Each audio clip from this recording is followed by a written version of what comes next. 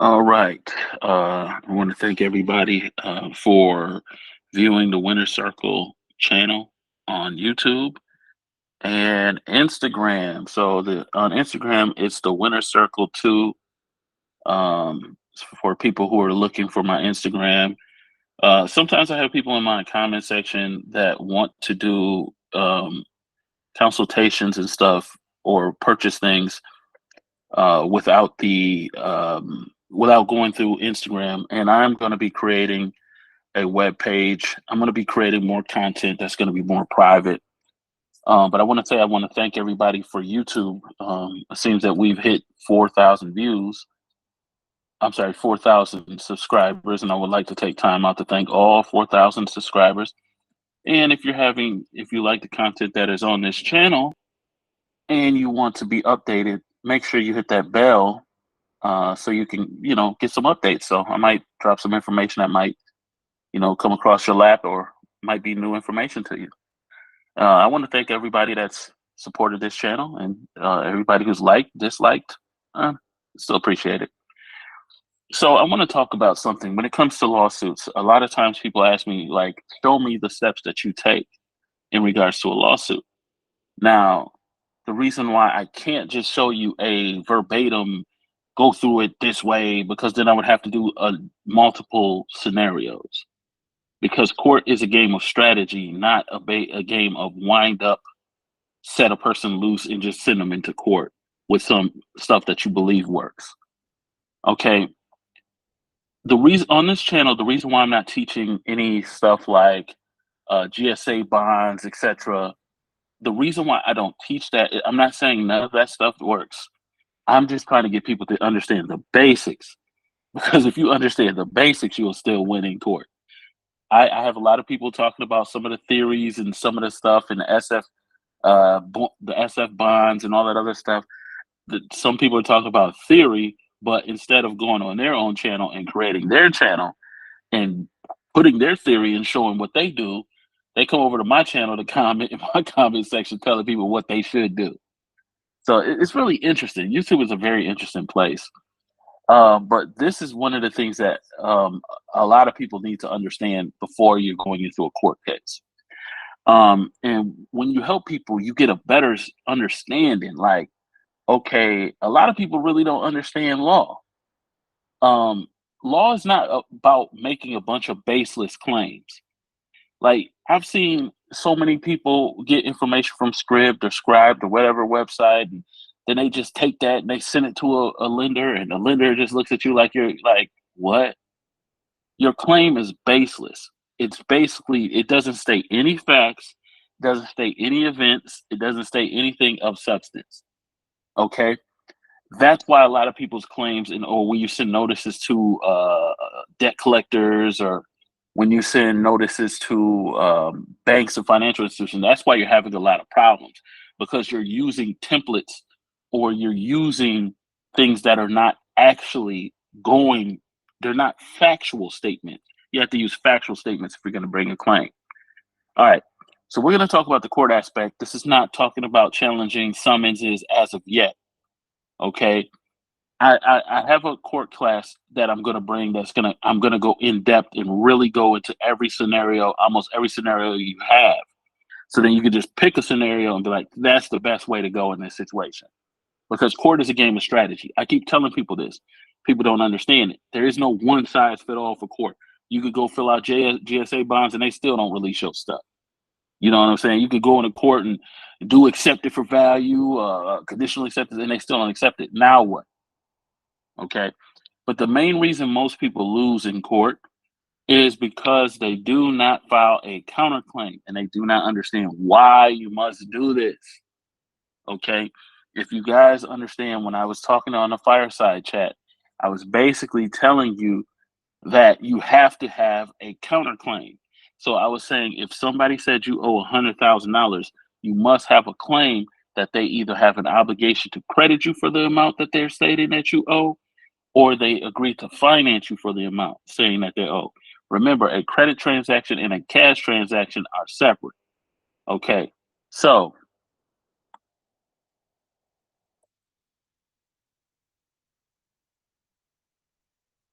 So you have to keep this in mind.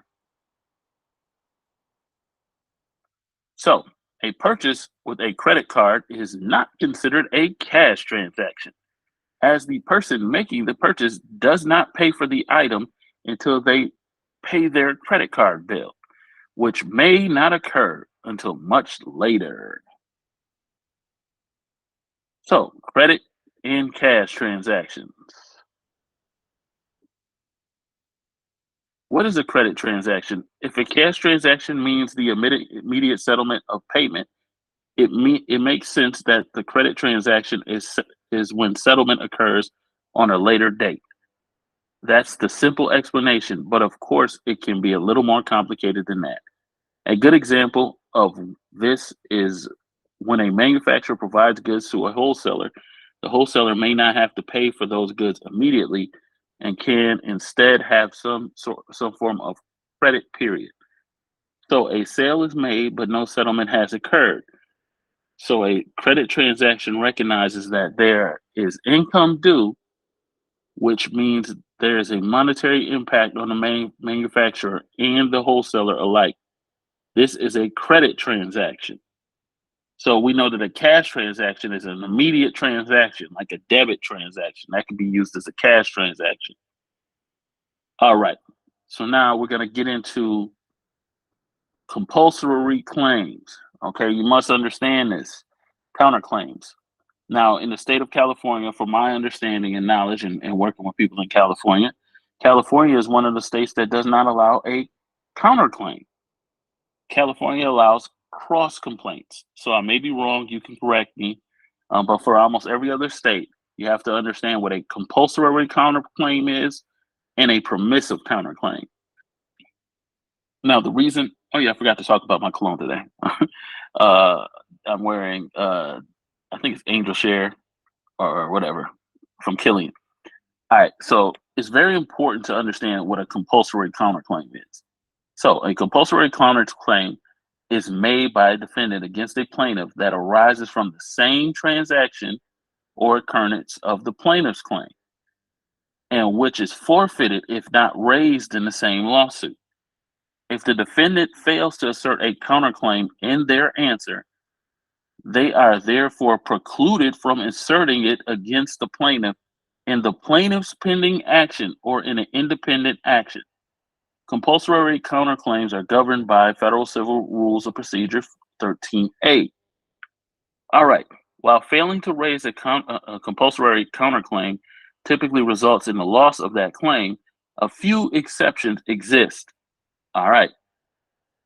If an otherwise compulsory counterclaim requires adding a party over whom the court can not obtain jurisdiction, that counterclaim does not need to be raised. Additionally, if the pleader fails to make a compulsory counterclaim as a result of thorough oversight, uh, inadvertence, or excusable negligence, or if justice requires it, then the pleader may, by leave of the court, set up a counterclaim by amendment. Okay? So, compulsory counterclaims are contrasted with permissive counterclaims, or claims which are not forfeited if you fail to raise them in an answer. All right. A permissive counterclaim is the type of legal claim that a defendant in a lawsuit may choose to bring against the plaintiff. Okay?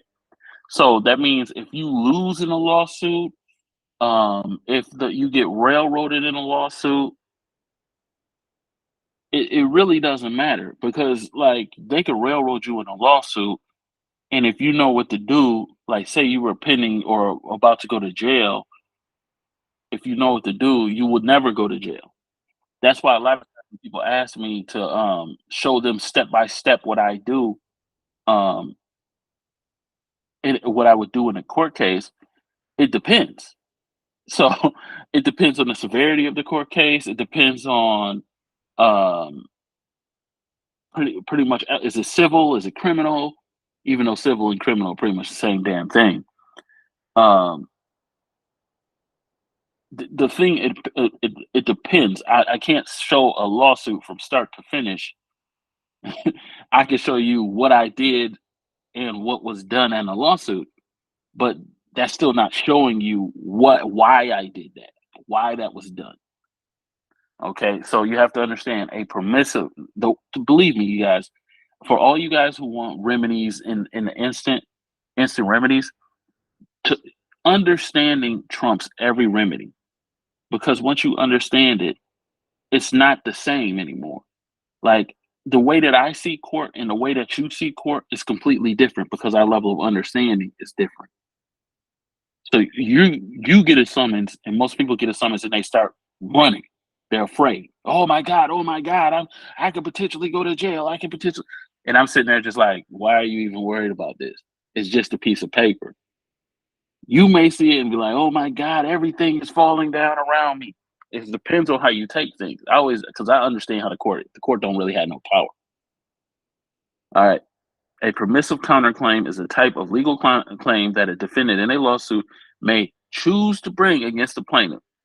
This rule is outlined in Federal Rules of Civil Procedure 13B. So then all you would have to do is go to Federal Rules of Procedure 13B and then look up the equivalent in your state. It'll teach you how to be quicker with this. Okay, it applies when the defendant's claim does not arise from the same transaction or occurrence of the plaintiff's action. Unlike a compulsory counterclaims, if the defendant chooses not to raise a permissive counterclaim in a pending action, it is not waived. The defendant retains the freedom to pursue an independent action on that claim in the future. The decision to assert a permissive counterclaim is often influenced by strategic considerations. See, court is a game of strategy. All right. You guys need to understand that there's no one size fits all model to court. So we went over the 12 presumptions of court. I was expecting it to be broke down better. It really, the 12 presumptions basically tell you everything. If you know the rules of evidence, it tells you everything. You can you can look up the canons of the court. To keep it honest, most people do not read their state court rules. You do not need to know everything to win in court. I mean, I've had people win in court who didn't really know anything. It's just that they took action and they did certain things at certain times. So what it is when you get into court, what people do is they file the stuff that people tell them on the internet, but then they don't like look up the stuff like you're supposed to be filing. So that's why a lot of times people don't understand. There's always an administrative aspect of court that you have to deal with. You have to deal with the administrative aspect. All right. So now you understand permissive and compulsory counterclaims. So you have to understand what an answer is. Okay. So an answer is a reply to a question or solution to a problem. In law, an answer refers to the defendant's first formal written statement to the plaintiff's initial petition or complaint. The opening written statement will admit or deny all allegations or demand for more information about the claims of wrongdoing. See, you don't have to answer just to answer their claims. You could request more evidence. Mostly an answer includes the defendant's counterclaims, allegations, or claims against the plaintiff and or an affirmative defense. I was shocked that people who I was helping did not hear about what an affirmative defense was. That was crazy to me. So I was like, you guys are doing administrative processes and you don't know what an affirmative defense is? All right, let's go into what affirmative defenses are. Okay, so some people are going to call in my comment section and say, oh, you got to do a 456 and all this other stuff. You don't. To win a court case is very simple. Okay, you have to bring up and be able to articulate your point and basically just keep it there. And if they railroad you, you got to move it to a higher court, or you got to bring your collateral attack. It's that simple. So An affirmative defense is a defense in which the defendant introduces evidence which, if found to be credible, will negate criminal liability or civil liability. Even if it is proven that the defendant committed the acts, the party raising the affirmative defense has the burden of proof on establishing that it applies. Raising an affirmative defense does not prevent a party from also raising other defenses. Self-entrapment, insanity, necessity, and respondent superior are some examples of affirmative defenses. All right, so respondent superior is a legal document most commonly used in tort that holds employer or principal legally responsible for wrongful acts as an employee or agent. Now, you can set up your court case where you're setting up the prosecutor or the judge as an agent. You could, but I'm not even gonna get into that. When I bring this information, it's gonna be very fire. It's not even where you got to set up a trust. It's gonna be different. So, if such acts occur within the scope of the employment or agency, typically when the respondent superior is evoked, a plaintiff will look to hold both the employer and the employee liable. As such, a court will generally look to the doctrine of joint and several liability when assessing damages. Okay, so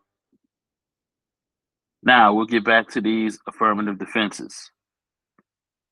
Okay, so under the rules, like if you guys are really trying to study law, and I'm going to help you get it quicker, use the federal rules of civil procedure and then copy what it states and look it up in your state law. It will help you a lot quicker because your state law may be all over the place in different sections. It'll help you a lot quicker instead of, trying to do that. Now, I know if you got court in a week or court in a month, obviously you're not going to be able to pick this up that quick. Okay. So under rules of federal civil procedure, Rule 56, any party may make a motion for summary judgment on an affirmative defense. So that's any party. All right. There are some disputes as to where certain defenses are actually affirmative defenses or just a standard defense. For example, in Florida, self-defense and affirmative defense, but in Ohio, it is not. So you can look all that up in your own state law. But I really wanted to bring this, to thank the 4,000 subscribers for subscribing to this channel. You could have subscribed anywhere, but you subscribed here. So I hope this helps you in the initial lawsuit, because a lot of times when people get a lawsuit, they think they have to respond and answer every element blow by blow when you really don't. But it's really hard to teach court because there's so much strategy to it. There's so much knowledge that you have to really be successful, but it's not enough knowledge to where you would have to suffer from paralysis of analysis. But yet every court thing is a little different, because most of the time when I'm trying to teach people court, they can't understand it. Not saying not to disrespect anybody, but most people can't understand it, even though I'm breaking it down and making it so simple for you, because it's that simple. You don't have to be running and fill out all these forms and all this other stuff to do in court. You don't really have to do that. So it's just understanding the little things like affirmative defenses, counterclaims, cross complaints, motions to dismiss, etc., etc. So when you understand these things, the basics, I'm probably going to bring another basic video. I got a lot of videos that I want to bring out. I got probably like 5 or 6 videos I never released. But I still want to thank everybody for 4,000 subscribers, and hopefully we can move up to 6 and then up to 10. But I'm very appreciative to anybody who takes the time out, and I wish you guys have a good day, and I'm out.